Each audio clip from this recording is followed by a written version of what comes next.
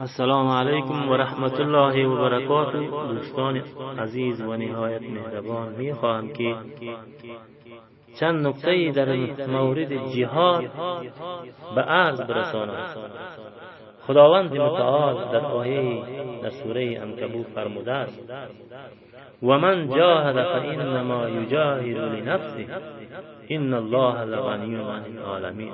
ترجمه فارسی: کسی که جهاد و تلاش کند برای خود جهاد میکند و برای خودش جهاد و تلاش میکند، چرا که خداوند از همه عالمیان بی‌نیاز است.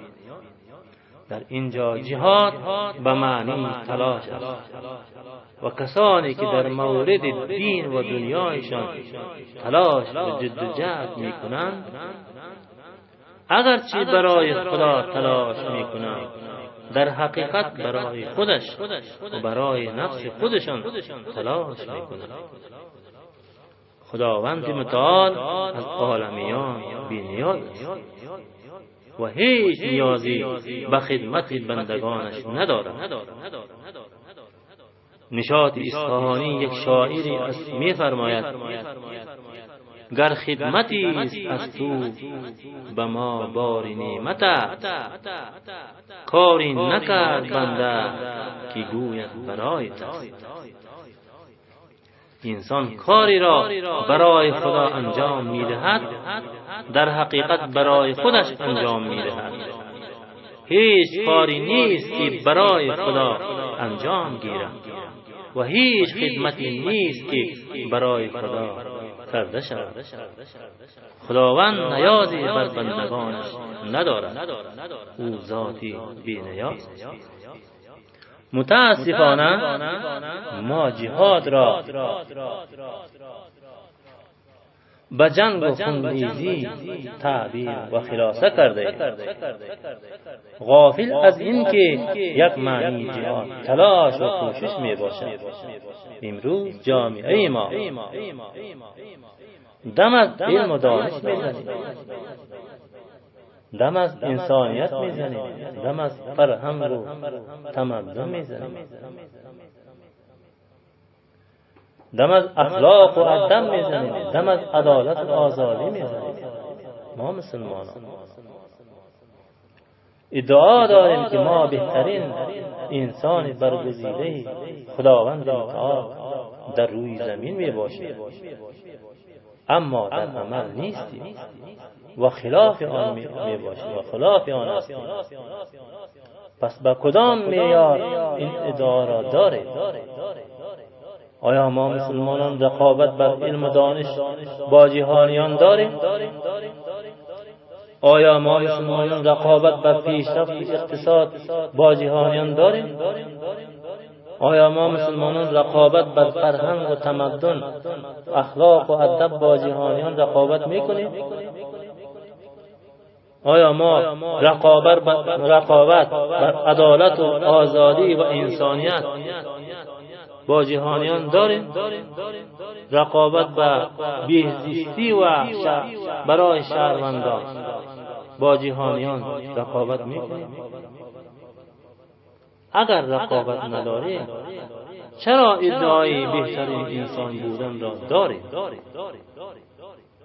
آیا انسان بی علم و بی دانش و انسان بی فرهنگ و بی اخلاق و بی ادب و انسان‌های عاری از عدالت، آزادی و عاری از انسانیت، آیا این جامعه بهترین انسان برگزیده خداوند متعال بوده میتواند؟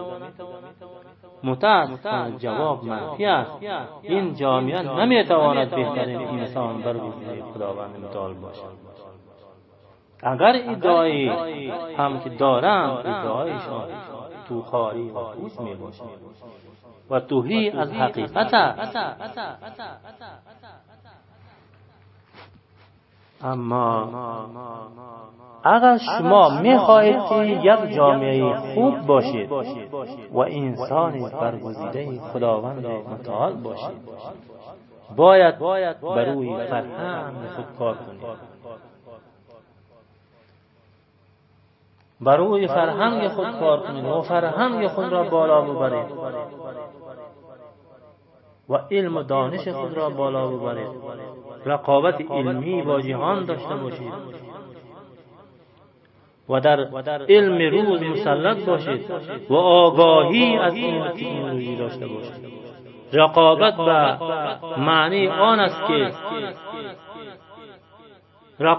معنی آن است که اگر کشورهای جهان کامپیوتر ساخت شما بالاترش را بسازید.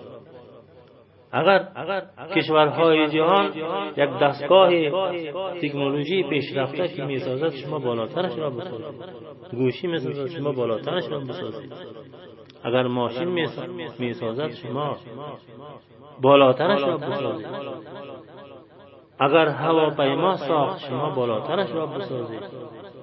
اگر در علم طب جهان پیشرفت شد شما تلاش کنید در علم طب از جهان بهتر باشید. این تلاش شما در حقیقت جهاد است.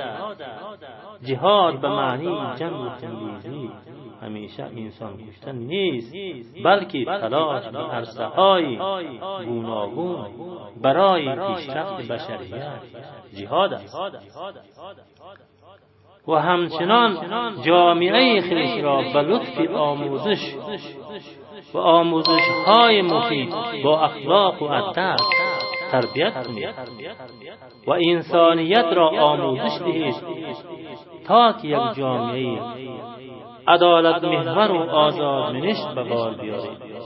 بهترین انسان بودن با ادعا کردن ممکن نیست که ما ادعا بکنیم که ما بهترین انسان هستیم، که ما ادعا بکنیم که ما در جهان بهترین انسان هستیم. با ادعا کردن نمیشه. باید تلاش و کوشش کرد در عرصه‌های مختلف برای منافع مردم. تلاش و کوشش لازم است و برای رفاه و آسایش مردم تلاش کردن جهاد است. برای آسایش رفاه خانواده خود تلاش کردن جهاد است. بهترین انسان کسی است که برای رفاه بشر تلاش می‌کند.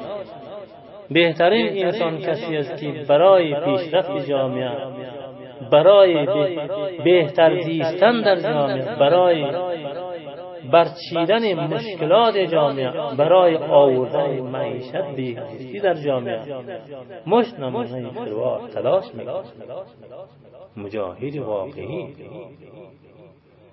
مجاهد واقعی او کسی است که برای ریشه‌کن کردن فقر و بیکاری و بیگاری و ظلم و استبداد تلاش می‌کند و آن را از بین می‌برد. برای پیشرفت اقتصاد مردم و اشتغال زایی، تولید کارآفرینی تلاش می‌کند و تولید اندیشه مثبت و پیشرفت اقتصاد مردم و بر تمام عرصه‌های پیشرفت جامعه بر منافع ملی که اقتضا بر منافع جامعه داشته باشد تلاش و کوشش فقط می‌دهد. یک جامعه با عالی‌ترین انسان به بار می‌آورد و اصل انسانیت را به وجود می‌آورد. علم و فرهنگ و تمدن و عدالت، آزادی، اخلاق، ادب را معیار اصلی خویش قرار می‌دهند تا اینکه ملت ما در برابر جهانیان سربلند و سرفراز باشد.